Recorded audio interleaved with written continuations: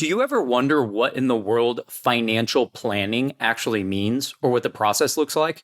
Are you one of those people whose financial plan is to simply hope that everything works out in the end? If so, this episode's for you.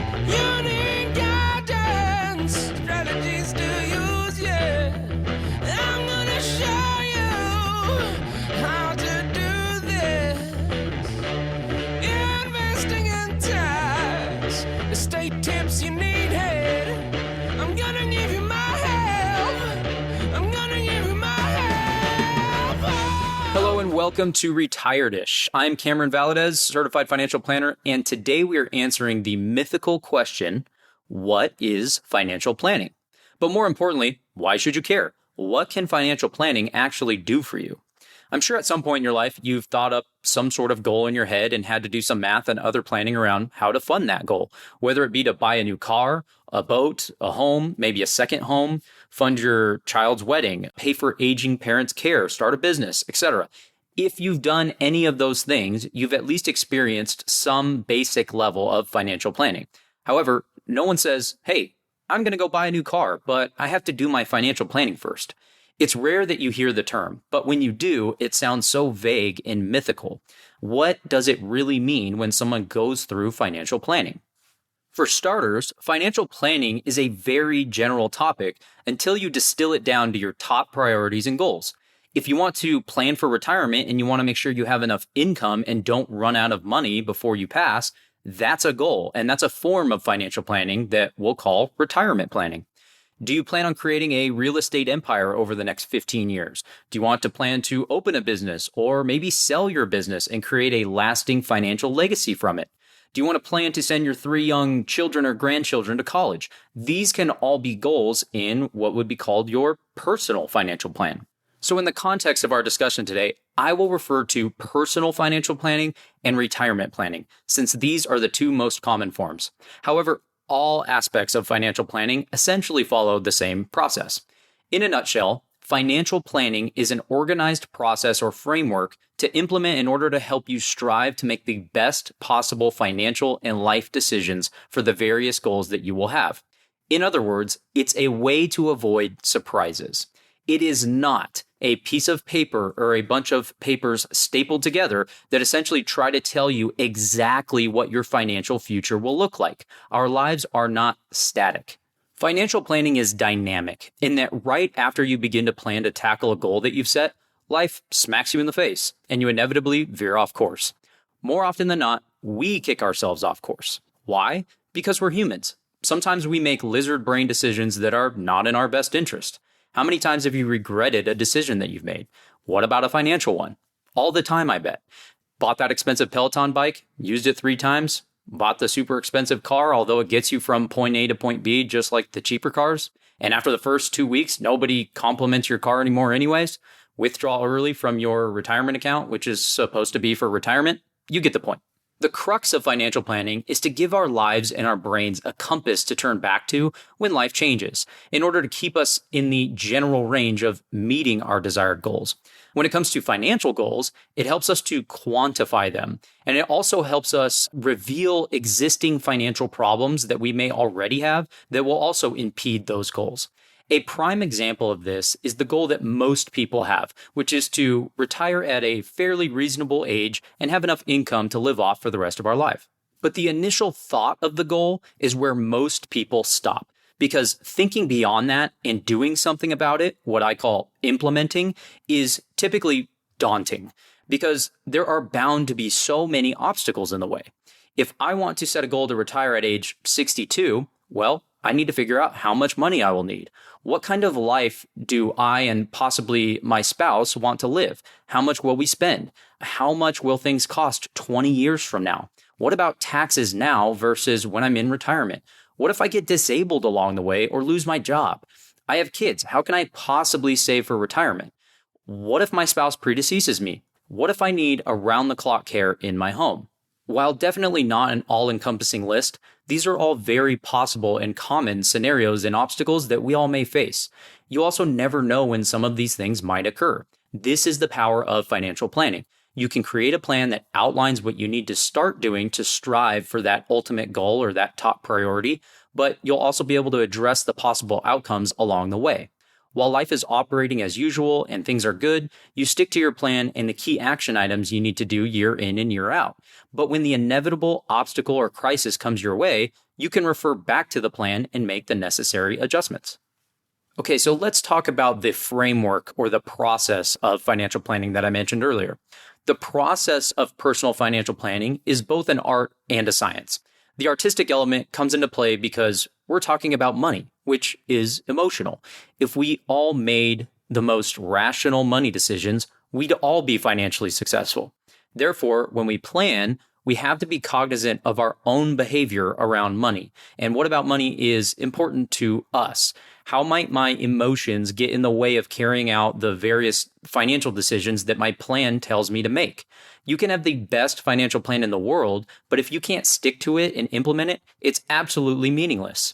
Again, this is the artistic piece of planning, equally, if not more important than the science or the rational component. Now, the science of planning lies in the actual step-by-step process that you will need to go through. The textbook financial planning process consists of multiple steps. The process is the same for everyone, but the goals and the roads to get there will be different for all. Let's take some time to go through the scientific part or the general financial planning steps so that you can learn how to get started doing some of the meaningful planning work for yourself.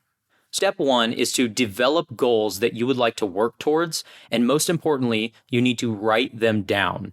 You want to be able to quantify the financial goal in terms of dollars and within the defined time frame that you want to meet that goal. An example might be, I want to retire in 10 years at age 60 with my mortgage fully paid off and $9,000 a month in after-tax income provided by my retirement savings alone, not counting any potential Social Security. Assuming there was a reasonable amount of retirement savings by age 50, this can be a reasonable goal. An example of a goal that's not specific enough would be something like, I want to become semi-retired by age 55 by selling my business or stepping away from it and living off some of the proceeds.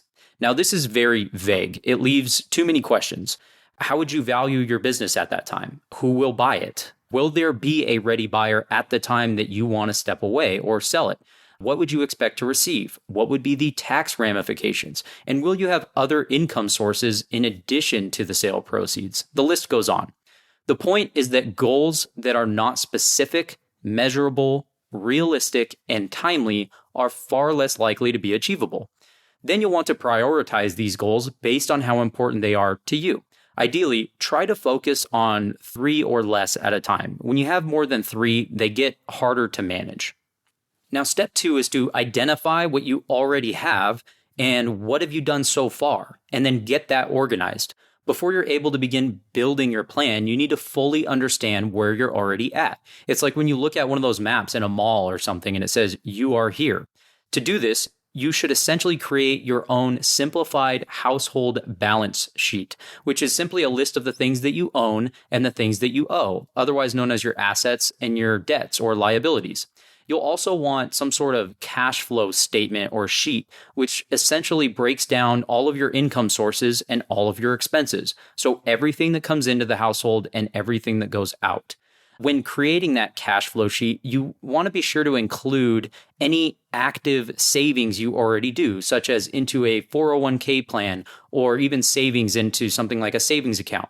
Those could be looked at as an expense, even though they are building up the assets on your balance sheet.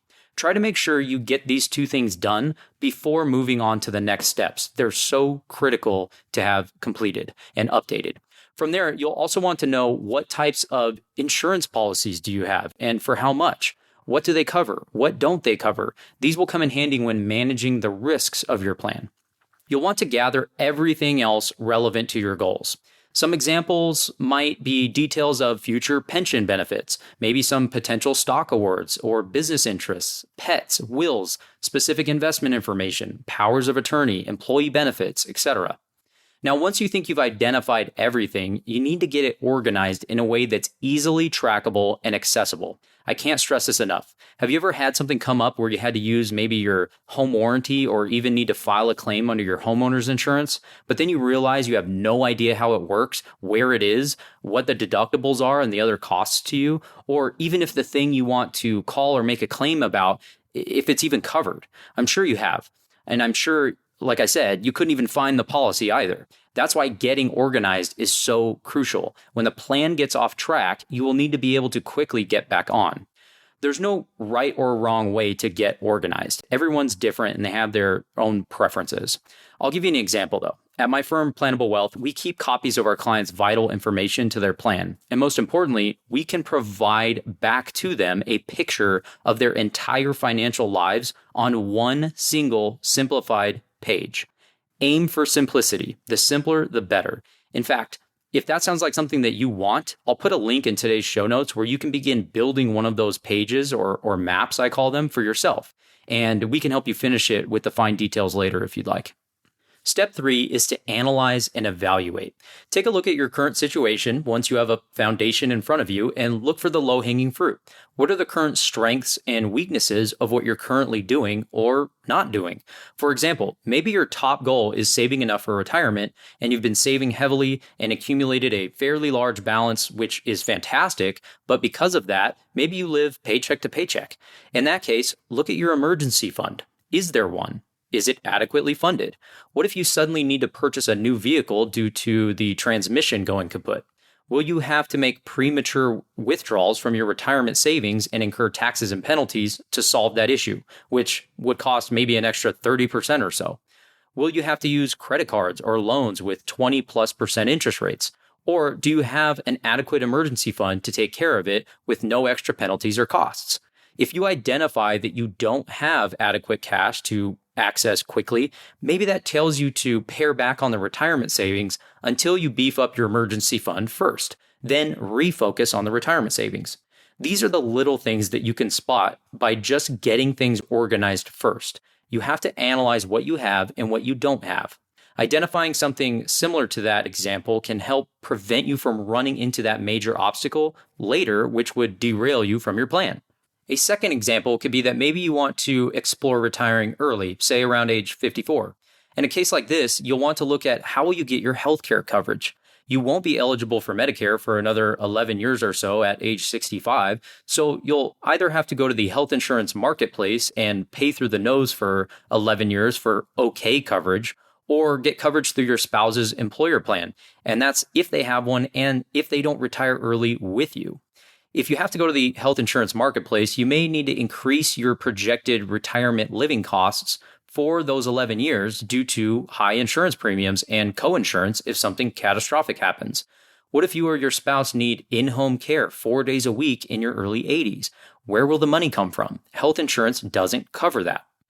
This evaluation step is a good time to analyze whether or not you have done a particular thing you know you need to do. Or maybe you simply need to adjust something you already have going. Regardless, write it down as an action item. Later on, you can prioritize those action items.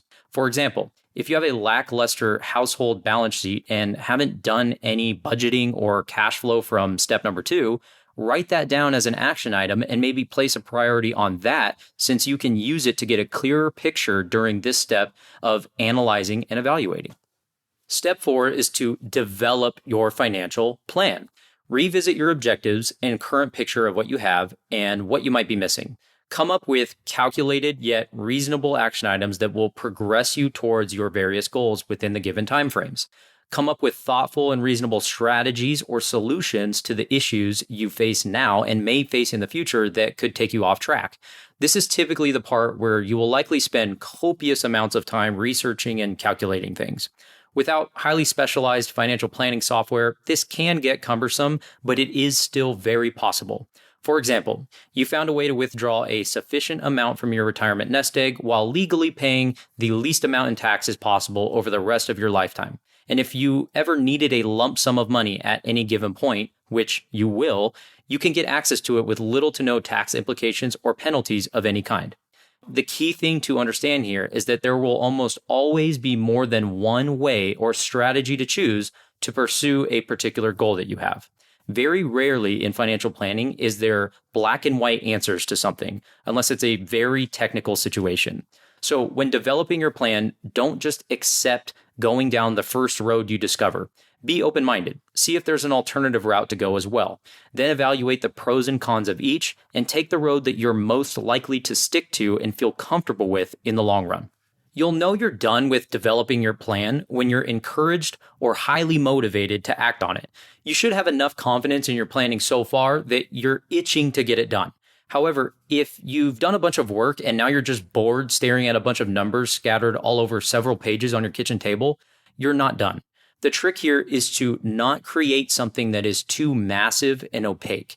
Your action plan should be clear yet succinct. Otherwise, it may be way too overwhelming to implement, which is our next step. At this point, you should have all of your work distilled down to one single page of action items for you to tackle at or along specific timeframes. Okay, so like I mentioned, step 5 is to implement your plan. This is the most important step of all. People hate planning because it can be time-consuming and boring. I get it. But that's also because most people don't actually carry out their plans and finish the process to see the fruits of their labor. They don't know what that process feels like. They are just stuck living in constant flux and chaos, letting the outside world control what happens next in their life versus taking control. That's why this is the most important step. No positive changes in your financial life will ever happen unless you actually do something about it. You can go Google everything there is to know and waste hours of your time learning how to retire. Go ahead, knock yourself out. If you don't act on the things that you learn, you simply wasted time and acted like you were being productive.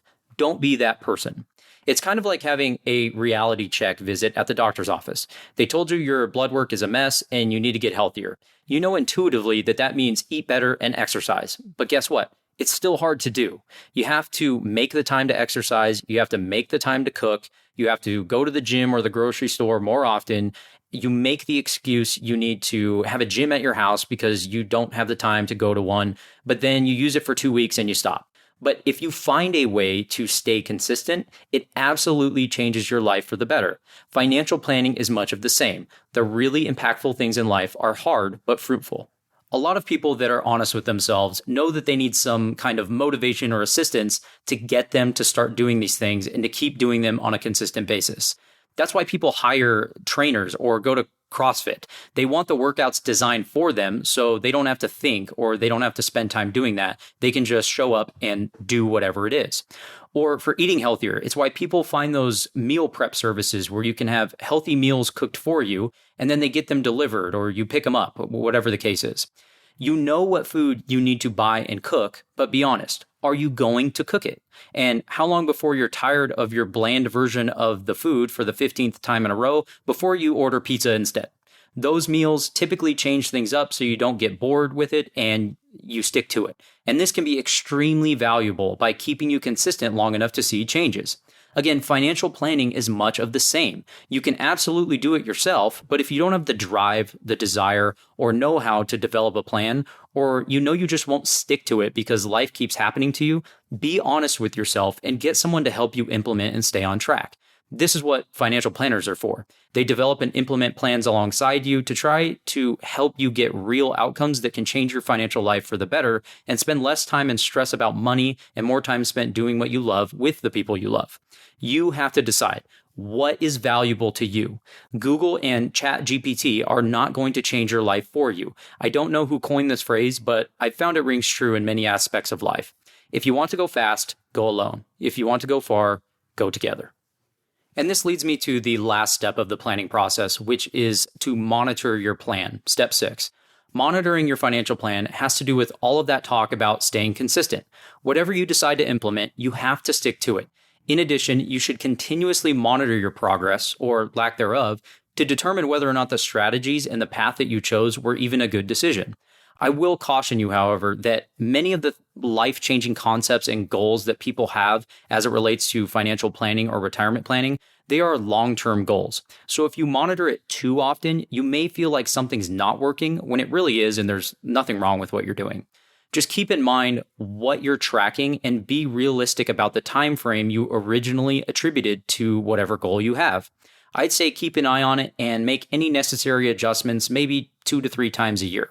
And guess what? A lot of times you won't make any adjustments. Sometimes the right decision is to just keep doing what you're doing.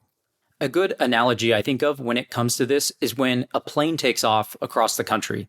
If the plane is just 1 foot off left or right of its intended direction at the start of the flight, it will likely end up hundreds of miles off at the other end of the country in a completely different state than intended. That is, unless it adjusts its course along the way. And that doesn't include obstacles along the way like wind or other planes. Same for you and your financial planning. If you don't consistently get back on course or even realize if you're off course at any given time, you will likely end up in a far different place than you imagined. One easy way to monitor your plan is to make sure you have a continuously updated household balance sheet. Remember, this is a visual of your assets and your liabilities at a given moment in time. And you'll also want that cash flow statement or sheet, which shows all of the money coming into your household and all of the money going out. If you keep these 2 things updated every 6 months or so, you can easily see your progress financially. Again, that's why I stress the importance of having these at the ready. So why should you care to go through such detailed planning? Well, the answer is simple. It is a framework to help you make the best possible decisions with the information you currently have at your disposal and reasonable expectations going forward. More importantly, it is a forcing mechanism to make you realize what strengths you have to your plan and what weaknesses you have so that you can address them. For example, you may be great at saving for retirement, but if you don't have any risk management in place, if you were to lose your job, become disabled, maybe lose your spouse, or get sued if someone gets hurt by your pool out back, etc., then your plan is exposed to failure. Financial planning is a process that when completed, implemented, and monitored can provide you with ease when making future financial decisions and less day-to-day stress about finances, arguments with your spouse, and not to mention the positive financial impact you'll have by being better at accumulating wealth and saving in taxes, which can compound to be hundreds of thousands of dollars or more over a lifetime. Now that does it for today's show. If you have more questions regarding financial planning or retirement planning that weren't answered on today's episode, feel free to ask me a question on retiredishpodcast.com. You can go to the Ask a Question page at the top. I will also include a link in the show notes for today's episode. And ask a question. I will do my best to answer it on a future episode. If you have a minute and find this information actionable and insightful, and you want to stay up to date on the latest and useful retirement planning content, please subscribe to or follow the show on your podcast app. If you'd like to learn more about the rules and the strategies discussed in today's episode, you can find links to the resources we have provided in the show notes on your podcast app, or you can visit us at retiredishpodcast.com/25. There you can also sign up for our monthly Retired-ish newsletter, where each month we discuss money and emotions, investing, tax reduction strategies, estate tips, Medicare and Social Security, long-term care planning, and even a brief discussion about the current markets in layman's terms and what it means to you. We always include something actionable in our newsletters so that you can implement something right away, such as how-to guides and other simplified strategies. Again, this can all be found at retiredishpodcast.com/25. Thanks again for tuning in and following along. See you next time on Retired-ish. Strategies to use, yeah. I'm gonna show you how to do this. Investing in tax, estate tips you need help. I'm gonna give you my help. I'm gonna give you my help. Securities and advisory services are offered through LPL Financial, a registered investment advisor, member FINRA, SIPC. The opinions voiced in this podcast are for general information only and are not intended to provide specific advice or recommendations for any individual. To determine which strategies or investments may be suitable for you, consult the appropriate qualified professional prior to making a decision. Traditional IRA account owners have considerations to make before performing a Roth IRA conversion. These primarily include income tax consequences on the converted amount in the year of conversion, withdrawal limitations from a Roth IRA, and income limitations for future contributions to a Roth IRA. In addition, if you are required to take a required minimum distribution, RMD, in the year you convert, you must do so before converting to a Roth IRA. Investing involves risk, including the potential loss of principal. No investment strategy can guarantee a profit or protect against loss. Past performance is not a guarantee of future results. Bonds are subject to market and interest rate risk if sold prior to maturity. Bond values will decline as interest rates rise, and bonds are subject to availability and change in price. Government bonds and treasury bills are guaranteed by the U.S. government as to the timely payment of principal and interest and, if held to maturity, offer a fixed rate of return and fixed principal value. Treasury inflation-protected securities, or TIPS, are subject to market risk and significant interest rate risk as their longer duration makes them more sensitive to price declines associated with higher interest rates. Municipal bonds are subject to availability and change in price. They are subject to market and interest rate risk if sold prior to maturity. Interest income may be subject to the alternative minimum tax. Municipal bonds are federally tax-free, but other state and local taxes may apply. If sold prior to maturity, capital gain tax could apply. Neither LPL Financial nor its registered representatives offer tax or legal advice. Always consult a qualified tax advisor for information as to how taxes may affect your particular situation. Asset allocation does not ensure a profit or protect against a loss. There is no guarantee that a diversified portfolio will enhance overall returns or outperform a non-diversified portfolio. Diversification does not protect against market risk.